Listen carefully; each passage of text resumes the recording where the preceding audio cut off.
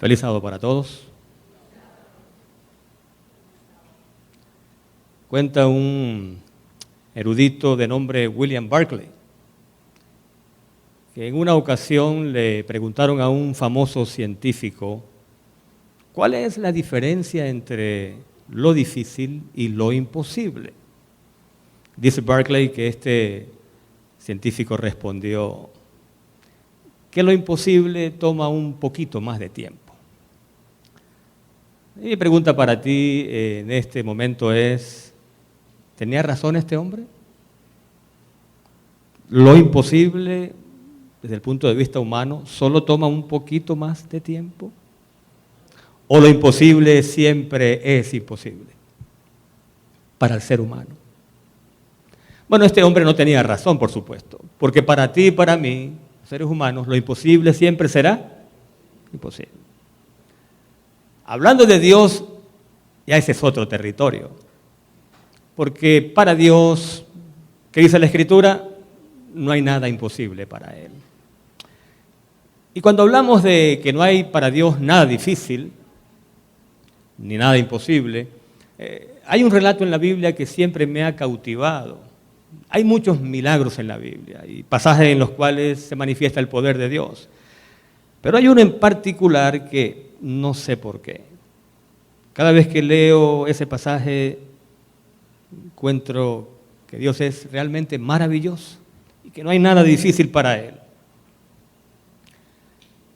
En una oportunidad Dios se presentó a Abraham, padre de la fe, y le hizo un anuncio que tiene que haber dejado a Abraham perplejo. Abraham tenía 99 años. Génesis 17. De hecho, ni siquiera su nombre era Abraham, sino Abram. 99 años y Dios le promete, entre otras cosas, dice Abraham, vas a ser padre de multitudes. Padre de multitudes a un hombre que tenía ¿qué edad? Después del discurso que Dios le da y donde le habla de que su descendencia no se podría contar como no se puede contar las estrellas, Abraham entonces responde. En Génesis 17, el versículo 17, o sea que es muy fácil de recordar, dice, entonces Abraham se postró sobre su rostro y dijo en su corazón, a un hombre de 100 años le ha de nacer un hijo. A un hombre de 100 años le ha de nacer un hijo. ¿Y alguien sabe qué edad tenía Sara cuando ese anuncio, esa promesa se le dio a Abraham? Bueno, Abraham tenía 100 y Sara tenía 90 años. Biológicamente, ¿está allí? Y Sara, ya de 90 años, ha de concebir. Biológicamente imposible, totalmente.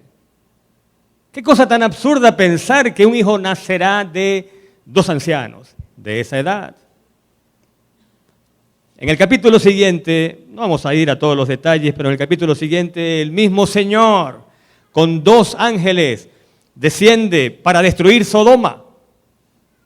Y el Señor, en un momento de la entrevista con Abraham, Génesis 18, versículos 9 y 10. ¿Dónde está Sara, tu esposa? Y él respondió, aquí en la tienda. Y ahora escuchen la promesa más específica. Entonces le dijo, de cierto volveré a ti. Y ahora, ¿qué significa esto? Según el tiempo de la vida. ¿Qué significa eso? Según el tiempo de la vida, y Sara tendrá un hijo. O sea, va a concebir y al cabo de 9 meses, el tiempo de la vida regular, tendrá un hijo. Y ahora dice el relato que Sara entonces que escuchaba, ¿qué hizo? Se rió, le causó risa que ella pudiera a sus 90 años tener un hijo. Bueno, no vamos a leer todo el pasaje, pero en el versículo 14, después que el Señor le dice a Abraham, tu esposa se rió, y a ella le dice, te reíste. Versículo 14, a ver, ¿qué dice? hay algo difícil para Dios. Ahí está. Hay algo difícil para Dios.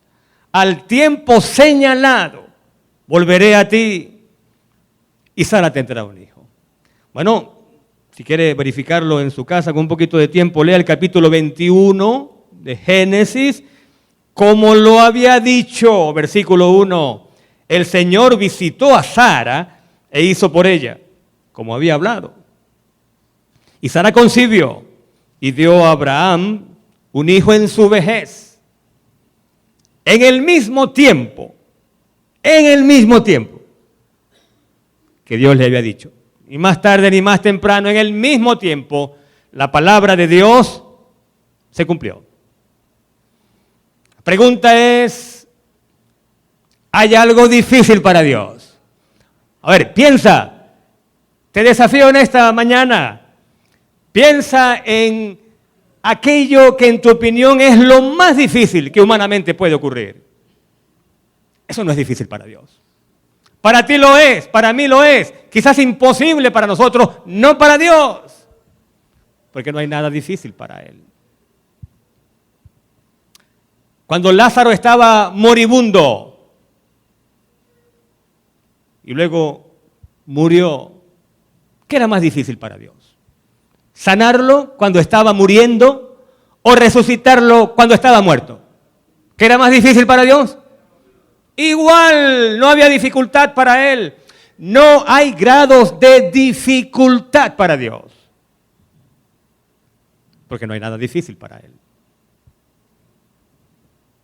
Un día, y aquí vamos a nuestra lectura bíblica en esta hora, encontramos en Marcos capítulo 5, y se leyó desde el versículo 21, dice la Escritura, que cuando Jesús volvió en la barca a la otra orilla, es que estaba en el lado oriental, en una región llamada Decápolis, y ahora va al lado occidental, muy probablemente Capernaum.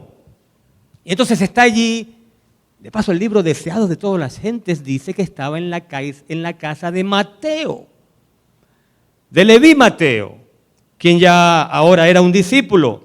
Cuando viene versículo 22 de Marcos 5, uno de los principales de la sinagoga, llamado Jairo, y al ver a Jesús, se postró a sus pies. Ahí está. Lo primero que sorprende es que este líder judío de una sinagoga se arrodille delante de Jesús. Porque para este momento de su ministerio, aunque apenas está comenzando, ya Jesús tiene enemigos. Si lees Marcos 3, vas a encontrar que en una sinagoga, mejor dicho en otra, había un hombre con una mano paralizada y era día sábado y Jesús lo sanó. Y dice la Escritura que cuando Jesús sanó a este hombre de su mano seca, dice la Biblia, entonces los fariseos y los herodianos se confabularon para matarlo.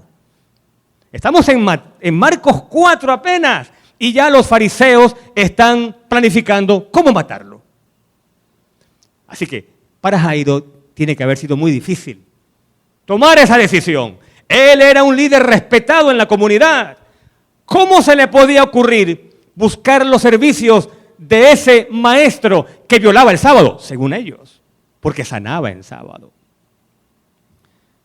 Pero he aquí que si tú eres padre o eres madre, a ver, padres y madres aquí en esta mañana, ¿cuántos son? Oh, la mayoría. Padres y madres, la mayoría. Usted entenderá entonces que si su hijo, su hija está enfermo, agonizando, no hay nada que usted no hará con tal de salvarlo. Nada que usted no hará. Remover cielo y tierra si es necesario. Y aquí a él no le importó que la gente dijera que siendo principal de la sinagoga, buscara los servicios de Jesús, quien ya era odiado literalmente por los fariseos. Oh, pero que si tú lees Lucas, el relato paralelo, tú vas a encontrar que era su única hija y tenía unos 12 añitos. De paso, los 12 años en esa cultura, en esa época, era la edad que colocaba a la jovencita en el umbral de ser mujer. Así que ya según la cultura oriental de ese tiempo, ella estaba próxima a ser mujer, pero él en el original no dice hija, dice hijita. Mi hijita. Va a ser mujer pronto, pero él la llama mi hijita. Pero es que los hijos crecen y nunca vemos que crecen, ¿verdad?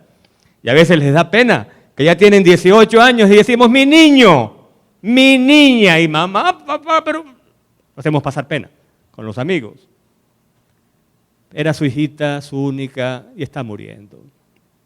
Y entonces hace el pedido de rodillas, pero se atraviesa entonces un, entre comillas, ligero inconveniente. Un ligero inconveniente que resultó ser grande, porque dice el relato en el versículo 23, que cuando él hace el ruego de que el Señor, ponga las manos sobre la niña, su única niña, entonces el versículo 24 dice, y Jesús fue con él de inmediato. Porque hay una virtud que muy pocas veces mencionamos de nuestro Señor, y es que no importa lo que Él esté haciendo, no importa lo que Él esté haciendo, nunca lo interrumpes, nunca lo interrumpimos. Cuando hay un hijo suyo en necesidad, esa entonces se convierte en su prioridad. Él va de camino y entonces, versículo 25, dice que estaba una mujer allí que padecía de una hemorragia desde hacía ¿cuántos años? Es un pasaje conocido. A ver, ¿cuántos años esta mujer con su enfermedad? 12 años. Wow, 12 años con un flujo de sangre que no cesa. 12 años. El relato dice que aquella mujer había gastado todo cuanto tenía en médicos y no progresaba antes, le iba peor más bien. Pero he aquí su última oportunidad. De hecho, una mujer, bueno, iba a decir inmunda, pero realmente la palabra es impura. Una mujer con esas características, según el libro de Levítico, estaba impura. Nadie la tocaba. Nadie tocaba a una mujer con un flujo de sangre que no parara. Según el libro de Levítico, impura. Es más, nadie podía siquiera tocar su casa o sentarse en un mueble en su casa, porque según la creencia, todo cuanto ella tocara, lo tornaba impuro también. Así que esta mujer está sufriendo. Nadie la toca, nadie la abraza. La consideran impura, pero ella entonces secretamente, porque ya sabe cuál es su condición, secretamente viene por detrás y toca a Jesús. E inmediatamente lo toca.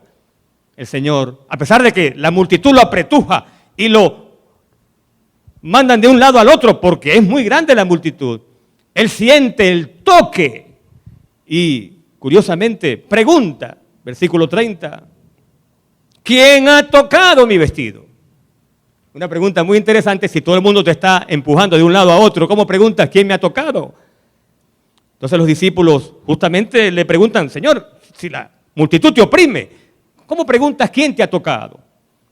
Entonces él, mirando alrededor, por ahí estaba la mujer. Pero a todas estas, ¿qué está ocurriendo? A todas estas, ¿qué está ocurriendo? ¿Dónde está Jairo? Jairo está allí. Y su hija está muriendo. Y solo un padre, una madre puede entender qué es lo que se puede sentir cuando un hijo está agonizando y aquel que lo puede curar se demora. Cada segundo cuenta, cada segundo es importante. Y no sabemos qué estaba pensando Jairo, pero no es difícil adivinarlo. Porque en la mente de este hombre tiene que haber habido una lucha muy grande, preguntándose, ¿cómo puede este Señor, maestro, que ha curado enfermedades, detenerse a preguntar quién lo ha tocado cuando mi hija se está muriendo? Y ya yo se lo dije. No culpamos a Jairo, ¿verdad? Si pensó en esas cosas, porque su hija se estaba muriendo y Jesús se detiene para preguntar quién lo tocó. Pero no solamente se detiene para preguntar quién lo ha tocado. Después que la mujer se manifiesta y cuenta que ella fue quien lo tocó, dice el versículo 33, que ella le contó a él toda la verdad. Ok, si son 12 años de enfermedad y ella le cuenta a él toda la verdad, a ver, ¿cuánto tiempo habrá tomado el que ella le contara a él toda la verdad? Para Jairo tiene que haber sido un momento muy doloroso. Cada minuto cuenta. Y él se detiene a escuchar la historia de esta mujer.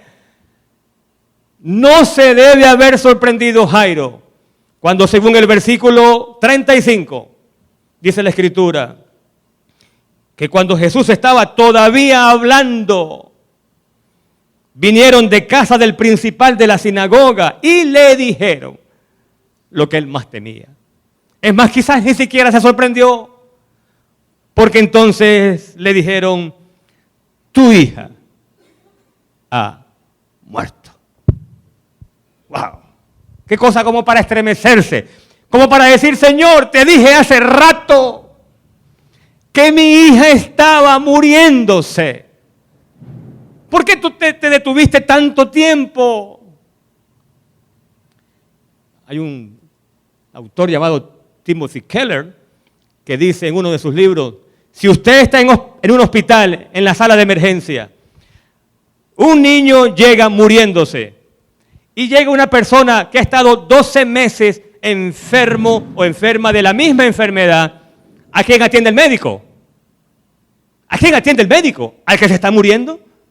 ¿O a quien tiene 12 años enfermo de lo mismo? Totalmente absurdo que el médico diga, el que se está muriendo que espere, vamos a atender a este que tiene 12 años con esta enfermedad. Totalmente absurdo. Pero entonces ahora viene la parte central de nuestro mensaje, nuestra reflexión, porque dice el versículo 36 que cuando Jesús escuchó, o sea, Jesús está en una cosa, pero está atento a la otra. Y la otra cosa es que él escucha el mensaje que le traen a Jairo. Y yo no sé qué rostro ha tenido Jairo, lo podemos imaginar, pero dice el versículo 36, que al oír esto, Jesús dijo al principal de la sinagoga, a ver, ¿qué le dijo? ¡Wow! Hay que tener fe para hacerle caso a ese mensaje. ¿Cuál fue el mensaje del Señor? Algo así como, tú tranquilo, paciencia. Pero ya la hija está muerta. Jairo no responde, pero pudo haber dicho, Señor, ¿qué más puedo esperar? Ya murió. Pero el Señor sabe lo que hace. Él sabe que no hay nada difícil para Él. Él sabe lo que está a punto de hacer. No temas, solo cree. Bien interesante que en el griego, dice Leon Morris, esa expresión, solo cree, en realidad dice, literalmente, sigue creyendo. Y hay aquí un mensaje tremendo. Ya tú has creído en mí al traerla, o traer el mensaje de que se está muriendo. Ya has tenido fe para venir a mí, estando viva. Ahora que está muerta, sigue creyendo. Hace falta fe, ¿verdad que sí? Hace falta mucha fe, porque ya está muerta. Pero él dice, no temas, sigue creyendo. Bueno, el relato, los que lo conocen saben, llega finalmente al hogar de Jairo. Hay un escándalo allí. En aquel entonces, no sé si todavía lo hacen, se pagaba a gente para que llorara. Y tienen que haber sido muy expertos, porque producir lágrimas de repente, pero les pagaban a las plañideras para que lloraran, y a los flautistas, y había mucho alboroto. Y entonces Jesús entra, se da cuenta del alboroto, y dice el versículo 39, que él pregunta, ¿por qué están tan alborotados? ¿Y por qué lloran? Parece una pregunta un poquito fuera de lugar, ¿no? ¿Por qué lloran? Claro, porque lloramos. ¿Por qué más vamos a llorar? ¿Por qué alborotáis y lloráis? Y ahora la declaración. Dice, la niña no está muerta, sino duerme. ¿Y qué se produce como consecuencia de esa declaración? El versículo siguiente dice, y se burlaron. Y se burlaron de él, en su cara se burlaron de él. Pero aquí, ahora, yo quiero pedirte que dejes marcada tu Biblia en esa página, quizás con un papelito o algo, o con el dedo, y vayas conmigo brevemente al libro de Romanos, donde se habla de Abraham también, y es el apóstol Pablo quien habla de Abraham. Y en el versículo 17 de Romanos 4, nota las siguientes palabras. Hablando de Abraham, Pablo dice, pues está escrito, te he puesto por padre de muchas naciones. Ese es Abraham, padre de muchas naciones. Él, hablando de Abraham, dice Pablo, él es nuestro padre ante Dios, en quien creyó. A ver, ¿a qué se está refiriendo? ¿A qué instancia está haciendo Pablo alusión cuando dice Abraham creyó? ¿Qué creyó? Creyó la promesa. ¿Cuál promesa? De que a pesar de tener 100 años, sería padre de multitudes. Entonces Pablo está haciendo alusión al hecho de que Abraham creyó la promesa. Y dice más, en quien creyó. Ahora, esta declaración hay que subrayarla, hay que grabarla. Porque hablando de Dios, dice, el Dios que da vida a los muertos y llama las cosas que no son como si existieran. ¡Qué barbaridad! ¿Qué cosa? El Dios, ¿qué cosa dice Pablo del Dios en quien Abraham creyó? Dice de ese Dios, este es el Dios que da vida a los muertos. Este es el Dios que llama las cosas que no son como si ya fueran. Lo que para ti no existe todavía, para Dios ya es. Si es una promesa suya, ya es. Tú no has visto el cumplimiento de la promesa, pero para Dios ya es una realidad y es tuya. La bendición es tuya.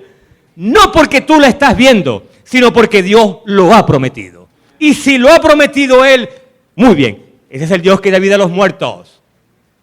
Y es el Dios que llama las cosas que no son como si ya fueran. Isaac no había nacido para Abraham y para Sara, pero para Dios, como si ya había nacido, porque Él sabía que lo podía hacer. Ahora, cerramos el paréntesis, vamos a Marcos 5, porque dice Jesús, la niña no ha muerto, está dormidita. ¿Por qué lo dice? Porque Él es el Dios que da vida a los muertos. Porque Él es el Dios que llama lo que no existe como si ya existiera. En otras palabras, el Dios para quien no hay nada imposible.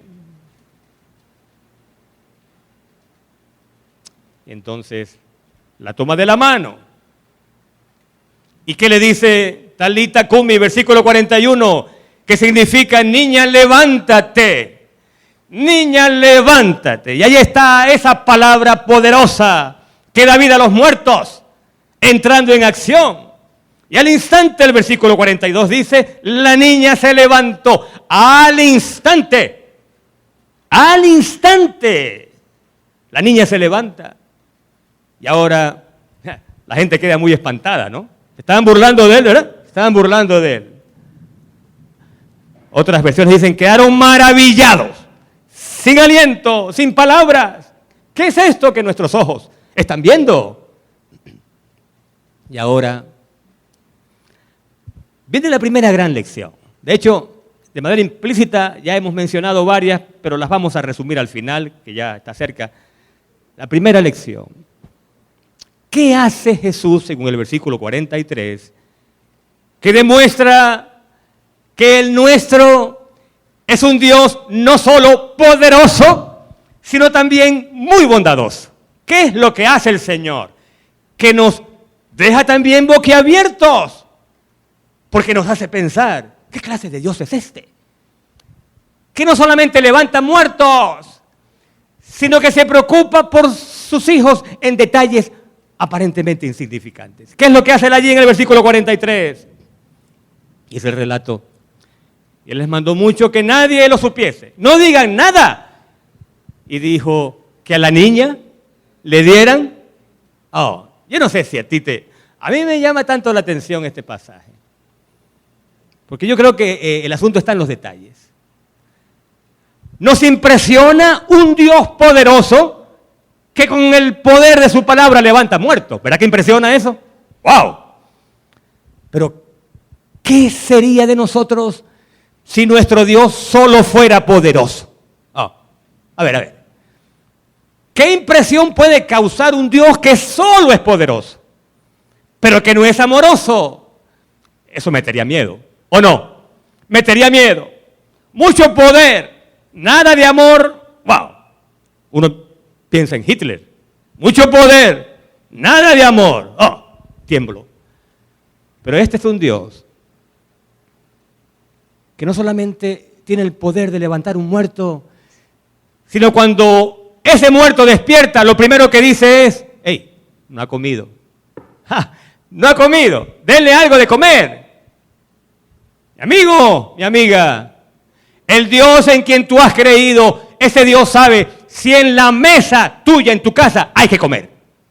Ese es un Dios que sabe cuál es tu mayor necesidad, tus grandes necesidades y tus pequeñas necesidades. No hay nada en cuanto a ti que Dios no sepa y que a Dios no le preocupe. Y un Dios así no solamente es digno de nuestra admiración, también es digno de nuestra adoración. ¿Verdad que sí? Yo quiero adorar a ese Dios, porque no solamente tiene poder para levantarme de los muertos el día de la resurrección, sino que mientras vivo está pendiente de mi más pequeña necesidad.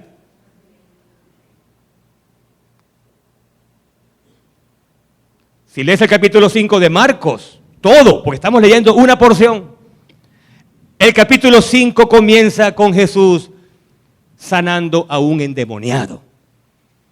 Y los endemoniados eran gente que había que mantenerlas, ¿cómo? Lejos, impuros. El capítulo continúa cuando sana a una mujer con 12 años con un flujo. Impura. Y el capítulo termina cuando sana a una niña que ha muerto. Nadie tocaba a un muerto a menos que lo hiciera consciente de que se contaminaría. Así que, endemoniados, mujeres impuras con flujos de sangre, muertos, Jesús los busca a todos y los sana a todos. ¿No es maravilloso ese Salvador nuestro? En otras palabras, no hay nadie que sea tan impuro como para que Él no lo pueda tocar y sanar. Si tú llegaste a pensar algún día, o aún lo piensas, de que tu pecado es tan grande que nadie, ni siquiera Dios lo puede perdonar, pues puedes dar gracias a Dios hoy, porque hoy mismo Él te puede perdonar. No importa cuán bajo hayas caído, Él te puede sanar. Y esa es la primera lección. Pero son 3. Y la número 2 me gusta tanto como esta primera. Porque, ¿qué más hubiera querido Jairo que apurar a Jesús? ¿Verdad que sí? Apurarlo para que llegara a la casa lo antes posible y sanara a su niñita. Pero él tomó su tiempo, ¿o no? ¿Tomó su tiempo el Señor, sí o no? ¿Alguna lección? ¿Alguna lección? Claro que sí. La lección es: no podemos apurar a Dios. Ni siquiera lo intentemos. No intentes escribirle la agenda a Dios, porque Él tiene su propia agenda. Y rara vez coincide su agenda con la nuestra. Queremos sanidad y la queremos ya. Queremos trabajo y lo queremos ya. Si hay un problema en mi relación sentimental con esta mujer o con quien sea, queremos que ese problema sentimental se arregle ya. Y si hay un problema en mi matrimonio, que se arregle ya. Y si el problema es laboral, que se arregle ya. ¿Verdad que sí? ¿Es o no es así? Y a veces cuando no llega la respuesta decimos: Señor, ¿por qué me has abandonado? ¿Qué he hecho? ¿Por qué, Señor? Ya Él tomó nota. Ya Él tomó nota de tu necesidad. Pero no solamente Él tomó nota de tu necesidad, Lo más importante es que Él sabe cuándo te conviene recibir la bendición. No es tu agenda la que aquí debe imponerse, es la agenda de Dios. No apuremos a Dios. Y ahora, no tienes que responder esta pregunta, pero ¿hay algo que hayas presentado a Dios? ¿Alguna súplica? ¿Alguna necesidad por la cual has estado pidiendo durante mucho tiempo sin ver respuesta? Ni siquiera tienes que levantar la mano. Pero no solamente usted. Sí, pero no solamente usted. Podría ocurrir que aquí haya gente, o usted misma quizás en el pasado vivió momentos en los cuales parecía que Dios no responde. Pues el mensaje para ti, para mí y los que van a escucharnos o nos están escuchando por internet es: no apuremos a Dios. Ese Dios que es poderoso también es amoroso. Él sabe lo que tú más necesitas y te lo va a conceder si está de acuerdo con su voluntad en el momento en que más lo necesitas. No es solamente que Él sabe qué es lo que necesitas, es cuándo te conviene. Y Él sabe ambas cosas. Pero hay todavía algo mejor. Al final, cuando recibas la respuesta, cuando llegue la bendición, ten la seguridad de que vas a recibir más de lo que al principio tú pediste recibir. Porque nuestro Dios es un Dios de abundancia, no es un Dios escaso. Es el Dios que cuando multiplica los panes y los peces, sobra suficiente alimento como para recoger 12 cestas llenas. Es un Dios de abundancia, no de escasez. Y en el caso de Jairo, se cumplió exactamente. ¿Saben por qué? ¿Saben por qué se cumplió exactamente en el caso de Jairo? Lo que estamos diciendo. Porque él fue a Jesús esperando un milagro de curación. Y al final presenció un milagro de resurrección. ¿Y qué es mayor? ¿Un milagro de curación o un milagro de resurrección? ¿Y no creen ustedes que Jairo debe haber estado más agradecido por el segundo milagro? Porque sí, agradecemos que Dios cure a un familiar moribundo, pero más agradecidos estaríamos si resucita a un familiar que ha muerto, ¿o no? Número 3. ¿Cuál es la número 1? Número 1, el nuestro es un Dios no solo poderoso, sino también muy bondadoso. Ese es el Dios que adoramos. Número 2, no apuremos a Dios. No intentemos escribir la agenda de Dios. Él sabe lo que más nos conviene y el momento en que más nos conviene recibirlo. Y he dejado para el final la lección que quizás sea más apropiada para este momento. La pregunta es: aquel que devolvió la vida a esta niña de 12 años, el Dios que da vida a los muertos y que llama las cosas que no son como si ya fueran, ¿será que también nos puede dar la vida espiritual en este momento? ¿Será que puede, sí o no? Claro que puede. Quizás sin que nos hayamos dado cuenta, nuestra vida espiritual ha estado languideciendo. Quizás al pensar en lo que fue en el pasado esa vida, decimos ahora: ¿qué me pasó? ¿Qué pasó con mi fe? Yo antes iba con tanto gozo y tanto entusiasmo a la iglesia, y oraba con tanto fervor, y leía la Biblia con tanta pasión, y ahora no, es como una rutina. Quizás sin darnos cuenta, la vida espiritual se ha ido apagando. El primer amor quizás se ha ido perdiendo.